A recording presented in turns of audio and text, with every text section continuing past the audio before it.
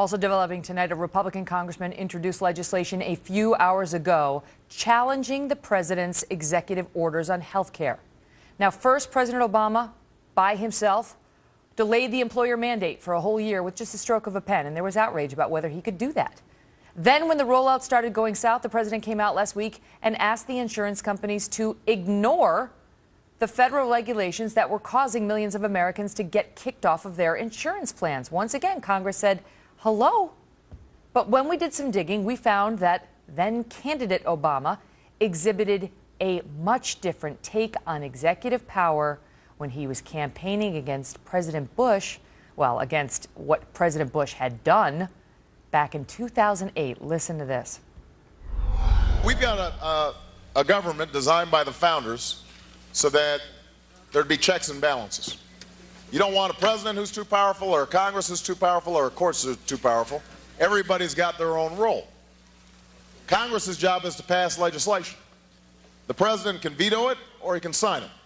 But what George Bush has been trying to do as part of his effort to accumulate more power in the presidency is he's been saying, well, I can basically change what Congress passed by attaching a letter saying, I don't agree with this part or I don't agree with that part. I'm going to choose to interpret it this way or that way. That's not part of his power. But this is part of the whole theory of George Bush, that he can make laws as he's going along. I disagree with that. I taught the Constitution for 10 years. I believe in the Constitution, and I will obey the Constitution of the United States. Wow.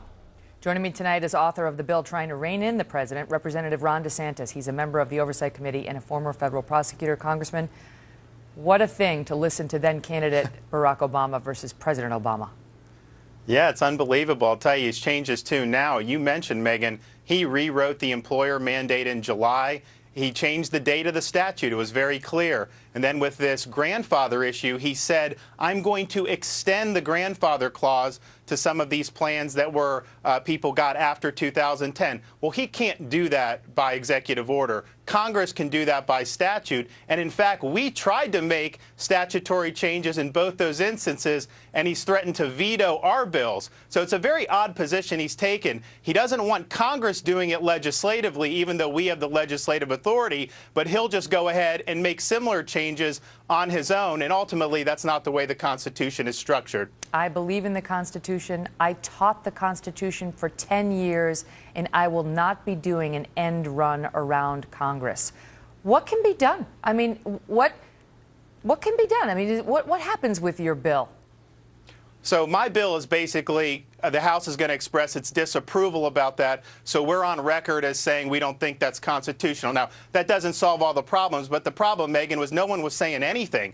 And so I felt that if we just remain silent, then his actions would basically become part of the standard operating procedure going forward. And so I don't want to have this precedent set, not only for this president, but for other presidents. But even in the news today, there's talk that he may allow individuals to go around healthcare.gov and get subsidies going directly to the insurers, and you can't do that in the statute. We know he wants to do a union bailout. So there are all these things that are going to be coming down the pike. So we in Congress have got to make our voice heard, and my hope is that some of my friends in the other party will put the constitutional duties they have above their partisan self-interest and join with me to tell the president that he can't rewrite laws. What is going to happen when the shoe is on the other foot and there is a Republican in the White House and he starts doing these things?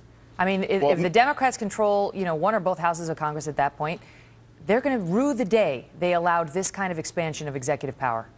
Can you imagine if Mitt Romney had been elected, took office January 20th, and said, those fiscal cliff tax increases that you did, Congress, I disagree with them, so I'm going to suspend the increase in the capital gains tax for 1 year because I don't think the economy could handle it. I don't think Democrats would accept that, and the media in Washington would not accept that. They are not as interested in holding this particular president accountable for whatever reason.